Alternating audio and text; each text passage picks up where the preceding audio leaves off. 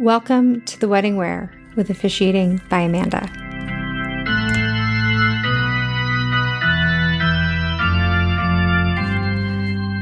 The wedding where my husband and I had a date night at a wedding.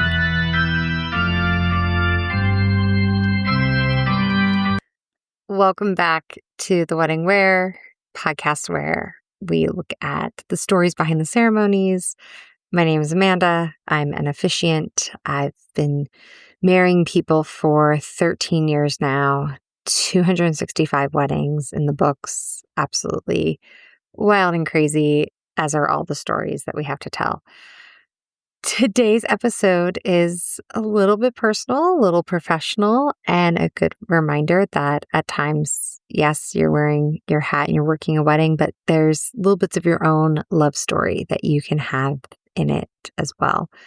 And as I record this, I'm like, oh, I should probably tell a story about the wedding I took a blind date to, or the wedding that I was asked to bring a date to, and a wedding where I caught a bouquet. It was a wedding I officiated, and how I pretty much scared away the guy that I was talking to. But all of those are slightly different stories, maybe for a slightly different day. This one here is about the wedding I did where my husband and I had a date night. So, a couple disclaimers. It's very important, especially for anyone in the wedding industry listening. This kind of experience, not the norm. Nope. If you're an officiant or really any vendor, you should never assume that your spouse or partner is invited. You should never assume that you are fully clocked out, even once your role is done, even if they've said, oh, please stay for the dinner. And you definitely should not approach a wedding like it is your own date night. The stories I have surrounding these are very unique, very rare.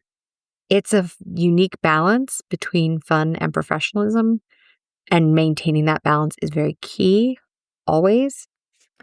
But every once in a while, there are exceptions. And this is one of those weddings.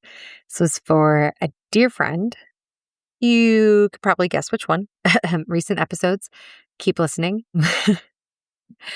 The kind of friend where the lines between client and chosen family are softened. This is a friend asked me to officiate, which isn't just an honor, but it's deeply, deeply personal. And so while I had a role to play, I also was a guest. And this friend, we are the type that have had many a drinks together, many a stories and conversations about where the professional line is. I've been at other weddings with her. This was very different. Still officiated, still put on my minister hat, but this opportunity is not one that comes along every day. My husband was invited to the wedding too, from the get-go, not as like if you want to bring a +1, or it's the courtesy that we give to the minister and the reverend. No. So having him there already made the day feel a little different, because he has a rule that he does not go to weddings with me. He will only go to 4 weddings at most a year. They have to be for people that we directly know. He has to be on the invite, and even then, he's still not always that keen on going. If you've ever worked a wedding while your significant other was there as a guest, there's strangeness in this in-between space. Like when I show up, I'm typically ready to be at work and on the clock. But I have this person who's like, where do I sit? What do I do? And if I were a normal guest alongside them, we'd figure it out together. But instead, I have to leave them and kind of let him go to his own devices of, oh, well, go find your seat, and I'm working now. Stop bugging me. I will see you later. And at the same time, as soon as the wedding gets done, I'm not fully off the clock to go hang out with him. There's paperwork, there's some follow-up. I want to make sure everything is as squared off as I need it to be. I'm watching a timeline. I'm checking with other vendors. I'm running through all the notes. And yet there's still a different person who, yes, knows the couple, but the couple also is not available for him to hang out with. So he's kind of in a sea of fellow strangers or lightly known, friends of friends. And you long to be in both places. Like, you want to be in your vendor role, officiating the ceremony, but you also know the words that you're going to say, and you want to sit next to your husband and hold his hand when you say something really cute about finding the love of your life, laughing with each other on the dumbest of things because that's how you feel. So it's kind of like a split personality. The ceremony is always the anchor. It's the moment I'm present, I'm fully focused, I'm in my role. There have been times where the weddings I've had my husband accompany me to for invite reasons or other reasons, he had to duck out of the ceremony. Either it was outside and too hot, and his anxiety was getting the worst of him, but those aren't things I'm even able to pick up on when I'm officiating. If he's not out there, I have to just assume he's fine and good. Can't think about it. Got to keep going. Got to marry the couple. And once the wedding is done, I've filled out all the paperwork, I've gotten everything back to the couple, there is a little bit of a shift. There's a breath I take. Most of the time, I get to pack up, head home, do the whole brain decompress on the ride. And then by the time I get back home, I'm ready to step back into being Nick's wife and my kid's mom. But for this wedding, instead of packing up and going home, I got to walk downstairs, turn around, and step into being a guest and celebrating the new couple with my husband. In that wedding, the little date that we were able to have, one, it was so not pre-planned at all. And it wasn't grand. It wasn't over the top. Was not stepping on the day at all. It's not like a proposal in the midst of a ceremony or a baby announcement or anything else. It was just the two of us. It was just simple. It was kind of perfect. I was having a hard time feeling that I could really disconnect because it was a ceremony for a friend. And so I wanted to keep helping and keep doing things, but it really wasn't my job to. And I don't want to step on the toes of the other vendors. I don't want to step on the toes of the family or the bridal party because that's not my role. I helped where I could and as much as I could in the spaces that I'm proficient in. And then I had to have something. If it wasn't the car ride home to distract me away, my husband went, I'm going to take her on a date. We just snuck away for a little walk in the midst of cocktail hour. Nothing big, nothing dramatic, just the two of us. We stepped outside for a few minutes. And that is very, very rare for working in a wedding. Even once you're off the clock, if you're still in that setting, it is rare to just pause. So I say date night, and you're probably thinking, well, wait, if you're invited to a guest at a reception, there's food and drinks. Why would you leave that? What sort of date night could you have? We went to a thrift store. It was right next door. Salvation Army. Yep, a thrift store. We each gave ourselves a $5 budget, and we wandered around in our full out wedding professional wear attire like we were on the most low stakes yet high fun challenge imaginable of figuring out what cool thing we could find and stretch with that $5 budget. And there was something about it, doing something normal, something very us in the middle of a day that had been on the calendar for a long time, a day that we both made sure worked in our schedule, a day that we'd gotten dressed up for and prepared for, that made it kind of special. And we checked out from the thrift store and we took a little bit of a longer loop back and we danced even before we walked back into the reception. That was kind of cute because I had on a nice dress, he had on a nice outfit, and we really felt in that moment like, okay, this we can take for us. For 2 more minutes, we can take it for us. And of course, when we got back in, we probably had about 10 minutes, and then the bride and groom came in, the formal dances, the food opened. But that was just enough time that we needed when we got away to be able to allow me to reset myself, allow me to reconnect with him. It's like, oh, okay, like we're now in this together. I'm not the professional. You're not, my husband schlepping my stuff around. Like we're both now guests at this wedding and able to put on this hat. And it's weird that it took a little mini date to get that, but we absolutely loved it. We still talk about it to this day.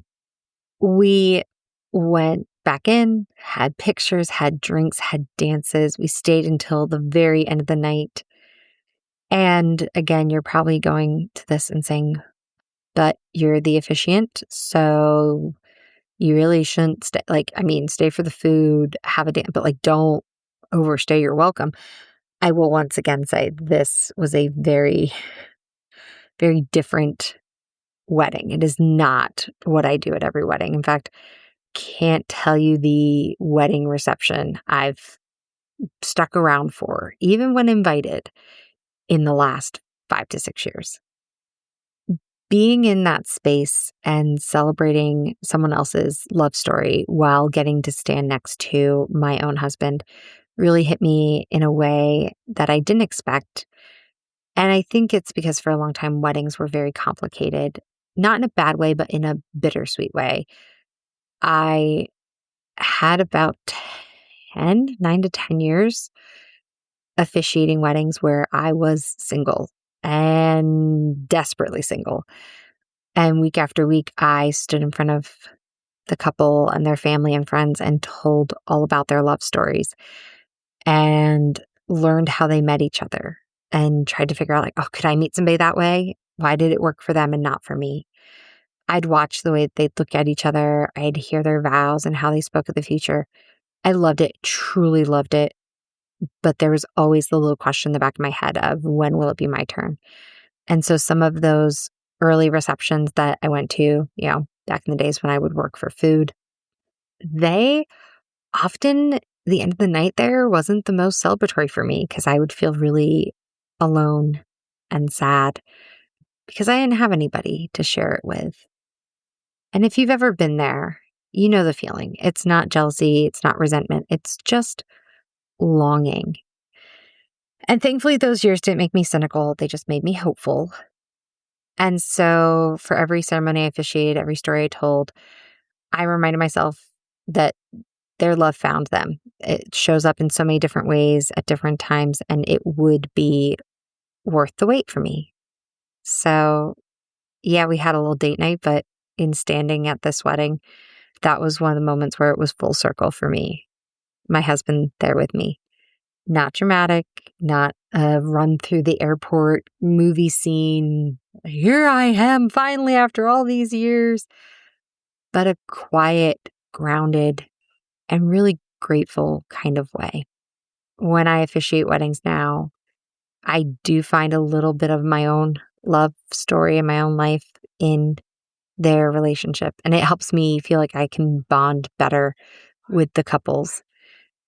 And every once in a while, day like that, the worlds get to overlap in a really beautiful way where I can see our love through the couple. I can celebrate with him in that moment instead of just come home and tell him about it.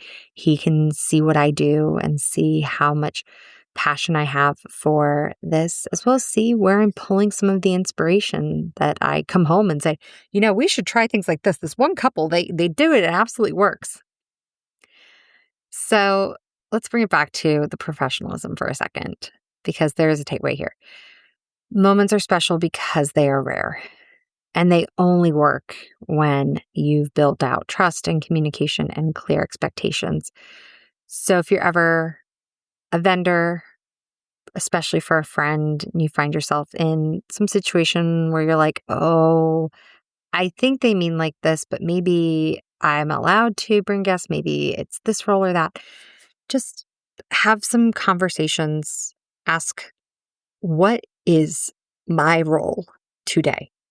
Or if you have to rank my role, does it start like this? Is this the first priority? What's the second priority? What have I been invited to? And have they felt like they had to invite me out of obligation?